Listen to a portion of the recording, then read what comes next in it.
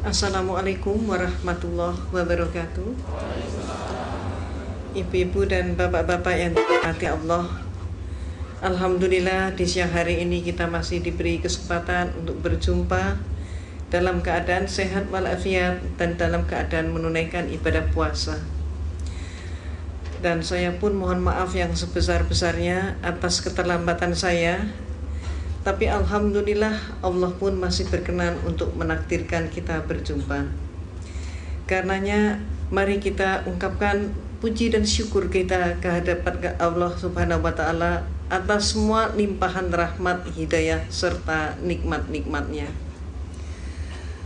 Alhamdulillahirrahman, alamal Quran, khalaqal insana alamahul bayan.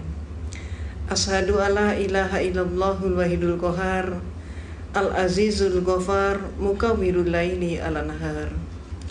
Wa ashadu anna muhammadan abduhu wa rasuluh, wa habibuhu wa khaliluh. Allahumma sholli ala sayyidil mursalin, wa ala alihi wa sahbihi ajmain. Wa man tabi'ahum bi isanin ila yaumidin, amma ba'd.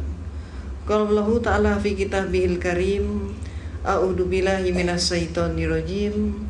Bismillahirrahmanirrahim. Kuntum khairu ummatin ukhrijat lin-nasi ta'muruna bil ma'rufi wa tanhauna 'anil munkari wa tu'minuna billah al-ayat. Wa qala Rasulullah sallallahu alaihi wasallam, kullu mauludin yuladu 'alal fitrah fa abawahu yuhawidanihi ayunasironihi ayumajisonihi. Ibu-ibu dan bapak-bapak yang dirahmati oleh Allah, saya yang berada di hadapan ibu dan bapak adalah sebagai salah satu contoh mantan kafir. Dan disebut dengan istilah mantan kafir, saya pun mengucapkan alhamdulillah. Karena mantan kafir itu adalah orang yang mendapatkan hidayah Allah. Sangat berbeda kalau disebut mantan santri, mantan ustadz, ataupun mantan kiai. Na'udzubillah. Karena dia bukan mendapatkan hidayah Allah, tapi sebaliknya mendapatkan laknat Allah. Perbedaan antara saya dengan ibu bapak seluruhnya, saya lahir dari keluarga yang beragama Katolik. Sedangkan ibu dan bapak begitu lahir yang didengar adalah suara adzan dan iqamat. Ibu bapak berusia 5-6 tahun sudah masuk dalam untuk mempelajari kitab suci Al-Quran, belajar ngaji. Sedangkan saya ketika umur 6 tahun saya dimasukkan Sunday School, sekolah minggu, yaitu kursus untuk mempelajari agama Kristen ataupun Katolik. Dan saya mendapatkan prioritas yaitu menikmati Sunday School secara privat yang diberikan oleh seorang Mother Overste. Mother Overste yaitu pimpinan biara. Mengapa demikian? Antara lain dikarenakan ayah ibu saya adalah donatur terbesar gereja. Ketika kemudian saya remaja, saya masuk organisasi di gereja yang namanya Legio Maria. Legio dari kata legion, Maria maksudnya adalah Siti Maryam binti Imran, ibu daripada Nabi Isa alaihissalam. Visi misi organisasi itu adalah mencari domba tersesat. Siapa yang dimaksudkan domba tersesat? Yang dimaksudkan domba tersesat bukan kambing-kambing yang kita potong saat Idul Adha, tapi yang dimaksudkan domba tersesat adalah siapapun orangnya yang belum Kristen. Jadi seperti seluruh daripada kita yang hadir di masjid ini, itu juga disebut sebagai domba tersesat oleh mereka. Dan inilah yang diprogram untuk dikristenkan oleh mereka. 1 tahun berikutnya saya menjadi salah satu ketua terbesar dengan jumlah anggota terbesar di tanah air kita. Dan setelah itu saya masuk biara menjadi seorang biarawati atau suster. Ibu dan bapak, jujur-jujur saja saya tidak pernah bercita-cita menjadi seorang muslimah. Cita-cita saya menjadi seorang biarawati dan saat itu sudah tercapai. Namun pada saat justru saya sudah mencapai cita-cita saya, disinilah Allah menyelenggarakan kehidupan hambanya. Pada saat saya di biara, dari seluruh mereka yang masuk biara hanya ada 2 orang saja. Satu adalah diri saya yang diberi tugas khusus, yaitu untuk kuliah di biara dan sekaligus kuliah di Institut Filsafat Teologia yang disebut Seminari Agung, pendidikan akhir pastor. Di sanalah saya menekuni comparative religion, termasuk menekuni Islamologi. Tapi Islamologi yang saya terima di sana bukan untuk menyatakan Islam agama yang hak, tapi sebaliknya untuk menyatakan Islam agama yang jelek. Mereka menyatakan, kalau Anda ingin tahu tentang Islam, lihat saja umat Islam di Indonesia.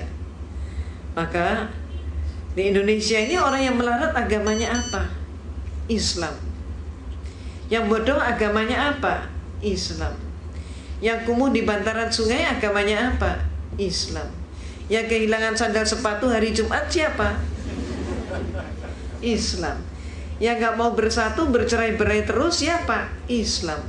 Yang jadi teroris siapa? Juga dikatakan Islam. Maka teman-teman saya sepakat dengan kesimpulan bahwa kalau begitu Islam agama yang jelek. Pada saat itulah saya katakan penyimpulan itu belum benar. Islam jangan hanya dilihat di Indonesia, coba kita lihat bagaimana di negara-negara yang lain. Saya kemukakan contoh, coba kita lihat bagaimana di Filipina. Di Filipina ternyata orang yang melarat dan bodoh agama mereka bukan Islam, tapi adalah Kristen dan Katolik. Meksiko adalah negara yang miskin, dan di sana yang jadi maling ayam, pencopet, pencuri, pemabuk, pemerkosa, penjudi dan lain sebagainya tidak ada satupun yang Islam. Semuanya adalah Katolik atau Kristen. Mesir keadaannya berbalik dengan tanah air kita.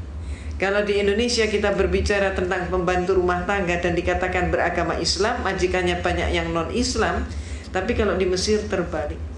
Di Mesir justru majikan beragama Islam dan pembantunya justru Kristen dan Katolik, dan selaris yang paling murah mereka datangkan dari Filipina yang beragama Katolik.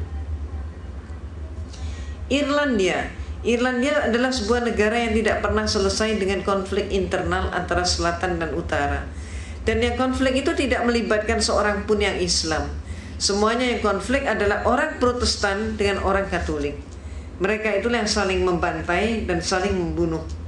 Dan oleh masyarakat Eropa, yang dijuluki sebagai teroris itu adalah Irlandia dengan julukan khusus sebagai teroris Eropa. Lebih lanjut lagi kita ke Italia. Di Italia yang menjadi gembong obat bius dan perjudian, tidak ada satupun yang Islam. Semua mafioso beragama Katolik.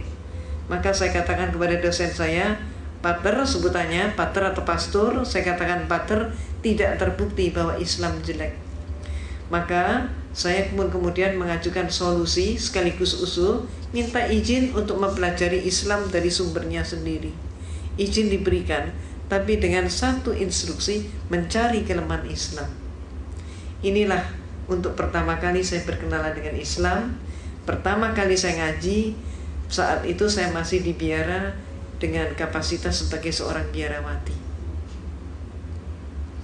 Tapi ketika saya memandang kitab suci Al-Quran, melihat huruf hijaiyah, saya pun jadi bingung. Ayat ini mana yang depan, mana yang belakang, mana yang atas, mana yang bawah, bingung sekali. Saya amati bentuk hurufnya, lebih bingung lagi. Hurufnya ini kok panjang-panjang, bulat-bulat seperti cendol. Saya nggak mampu. Maka akibatnya, karena keterbatasan waktu, saya putuskan saya harus ngaji dari terjemah. Ketika pertama kali saya memegang terjemah, apa yang terjadi? Keliru juga. Ayat Allah yang saya pelajari itu bukan dari depan ke belakang, tapi kebalik dari belakang ke depan. Dan akibatnya, yang pertama kali saya pelajari adalah surat Al-Ikhlas. Qul wallahu ahad, Allahu samad,